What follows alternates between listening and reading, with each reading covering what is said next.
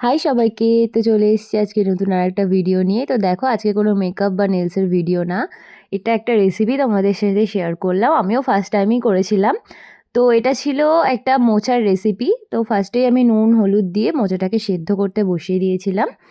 তো তারপর গ্যাসটা কমিয়ে সেদ্ধ করে নিয়ে মোচাটা আমি নামিয়ে দিয়েছিলাম। এবার এর মধ্যে আমি দিয়েছিলাম পেঁয়াজ কুচি, তারপর লঙ্কা কুচি, রসুন কুচি, সব কিছু দিয়ে তার সাথে দিয়েছিলাম নুন, হলুদ, জিরে গুঁড়ো, লঙ্কা গুঁড়ো, তারপর আরও যেগুলো রেগুলার মশলা আছে সেগুলো দিয়ে তারপরে আমি এর মধ্যে দিয়ে দিয়েছিলাম জিরে গুঁড়ো, আরও যা যা লাগে রেগুলার মশলা সেগুলো সব কিছু দিয়ে, ওর মধ্যে কাশ্মীরি লঙ্কা যাতে একটু কালার হয় তার জন্য দিয়ে, তারপর এর মধ্যে দিয়ে দিয়েছিলাম বেসম।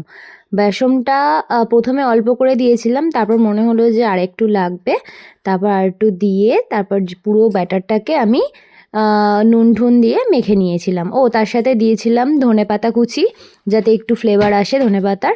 তো সব কিছু দিয়ে আমি ব্যাটারটা মেখে নিয়েছিলাম। তো দেখো,